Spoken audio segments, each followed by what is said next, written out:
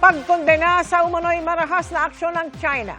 Isa yan sa inilatag ng Department of Foreign Affairs o DFA sa 59th ASEAN Foreign Ministers Meeting kung saan dumalo rin ang Foreign Minister mismo ng China. Kasunod yan ng pamumukpok ng China Coast Guard sa mga sundalong Pilipino sa Ayungin Shoal. Nakatutok si JP Soriano. 2 araw matapos ang paluan ng China Coast Guard at Philippine Navy sa Ayungin Shoal. Nagharap sina Chinese Foreign Minister Wang Yi at Foreign Affairs Secretary Maria Teresa Lazaro sa isang bilateral meeting sa nagaganap na 59th ASEAN Foreign Ministers Meeting.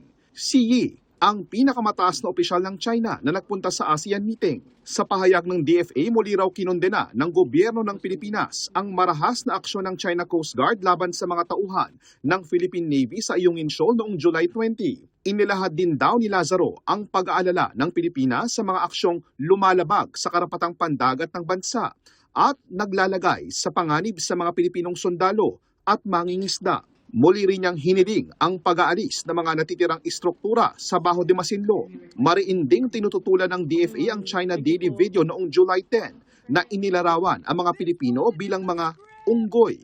Ayon kay Lazaro, nakapanlulumo, nakakapinsala at hindi katanggap-tanggap ang ganitong paglalarawan.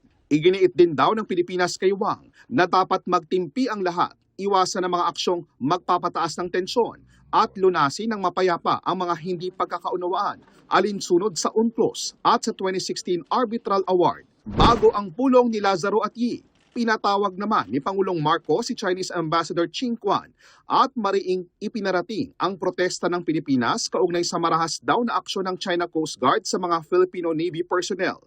Sabi ng isang mataas na opisyal din ng gobyerno ng Pilipinas na kasama sa meeting ng Pangulo at ni Qin na iparating daw ng Pangulo ang mensahe gamit ang very strong words. Pero sa interview ng media kagabi kay Ambassador Qin, sabi niya, "This meeting is very constructive and it's not kind of diplomatic protest and a demarche, pointing fingers to each other, exchange very strong words against each other. No, it's kind of, I think it's a very useful, constructive, kind of in-depth exchange of views." Kaugnay naman ng AI-generated video na ginawa ng isang pahayagan sa China na naglalarawan sa mga Pilipino bilang unggoy. Sabi ni Ambassador Qin, "It's just media's, action, and it's nothing related to government. And there's so many medias in China. We don't have any comment on that." Pero di lang ministro ng China ang nakapulong ng gobyerno ng Pilipinas sa ASEAN Foreign Ministers Meeting. Si US Secretary of State Marco Rubio nakausap na rin si Secretary Lazaro kagabi. Sa pagharap naman ni Rubio sa ASEAN Post-Ministerial Conference with the United States, binigyang di niya naman ang ginagawa raw na pagpupumilit umano ng Iran na kontrolin ang Strait of Hormuz na isa raw international waterway.